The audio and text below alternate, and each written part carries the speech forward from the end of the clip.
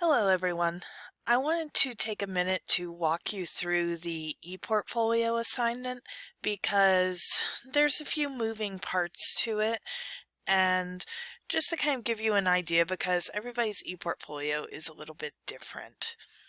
For this project, what you're going to do for me is you're going to be writing a reflection on the work you did this semester, and that's pretty typical for everybody's ePortfolio.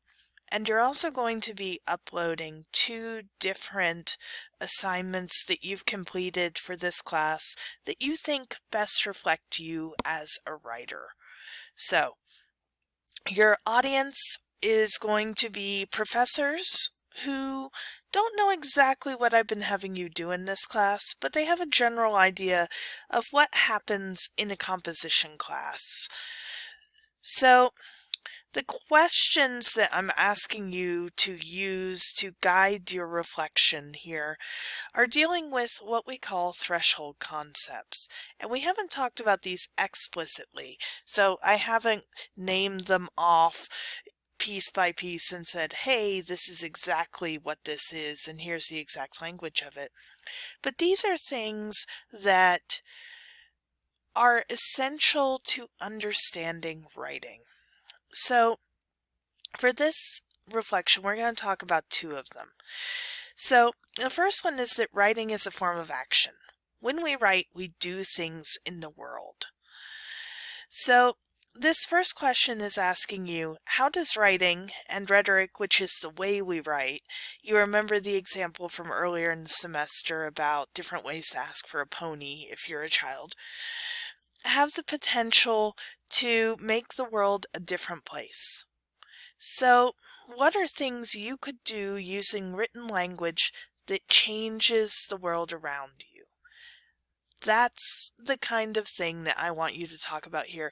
But perhaps at least as importantly, if not more so, I want you to give examples. So don't just say, oh, writing's really important and it matters to a whole bunch of people, blah, blah, blah. But you could use writing to start a campaign, to get your elected representative to take a certain course of action. You could send a really well-written email to a professor asking for a grade change. The possibilities are pretty much endless. Second one is, you know me and what I ask you to tell me every time I ask the question, what is the most important part of writing? I want you to tell me, what does it mean to think about your audience when you are writing? So, what does it mean when we say the audience is the most important part of writing? We know that, so what do we do with this knowledge? This is where you tell me the answer to that question. Third, writing is a process of deliberation. It involves identifying and enacting choices, strategies, and moves. This is that second threshold concept I was telling you about. And basically, what it means is writing just doesn't happen accidentally or without your feedback. Everything we do should be part of a deliberate choice. So, I want you to think about ways you revised, so those are big picture kind of changes, and ways you edited this semester. Pick one example of each, and there's a reason this next part is in bold. Explain how you think those choices affected your audience. So, I want to briefly give you a metaphor for revising and editing.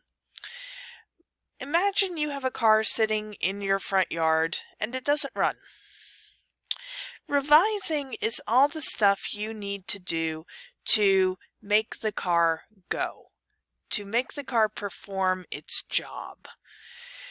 Editing is all of the detail work. New paint job, fuzzy dice on the back, on the rearview mirror, new seats, whatever.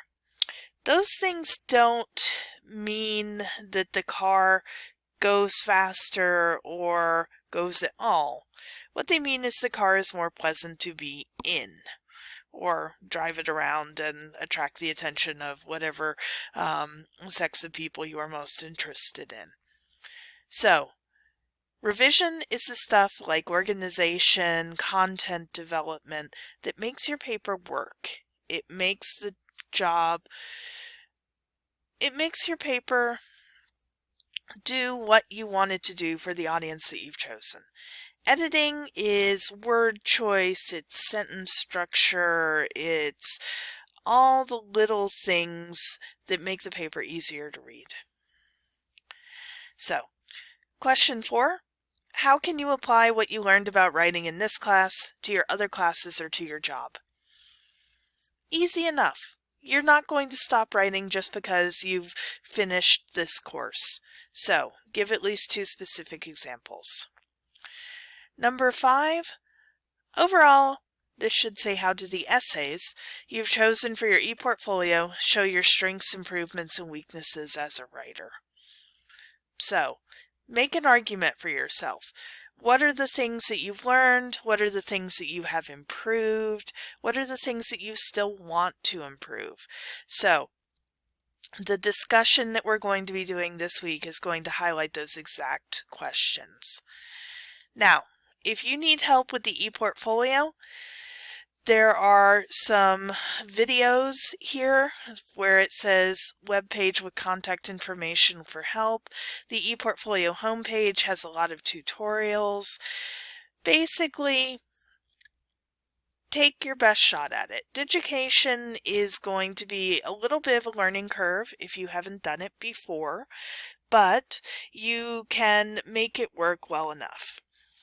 Now, this is not a digication class. I'm not going to be looking through your digication and saying, I don't like the picture that you put up on your this section of your ePortfolio, you fail. When I look at your ePortfolio, I'm going to verify that it exists and verify that you have all of the things that I'm asking you for on this project. So, when you submit, you should post your reflection and the projects, plural, you have chosen to represent your writing to your ePortfolio. So that's step 1, put it all on your ePortfolio. Step 2 is you should upload your reflection as a Word document to the ePortfolio Canvas assignment and include a hyperlink to your ePortfolio. What I'm actually going to be grading is your ePortfolio reflection. Then I'm going to click on your hyperlink, say, aha, you have turned it in. Isn't that wonderful? And that will be your grade.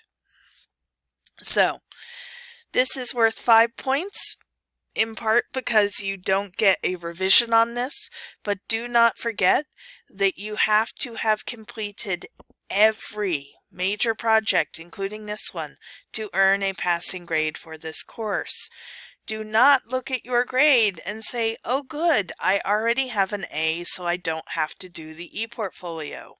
You will not be able to pass this course, regardless of your grade, unless you've completed all 4 major projects.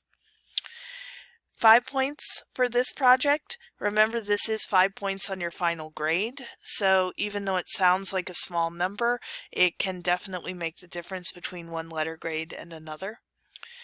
Typically, the difference between a paper that gets 2 points and a paper that gets 5 points is the level of detail that you give. I want to see those specific examples.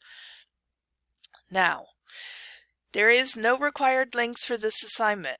It needs to be the length that you need to develop your argument thoroughly. Think about this in some ways as making an argument to a professor who is not me that you deserve to pass this class. That you have gained the skills that you need in order to move on to the next step in your educational journey.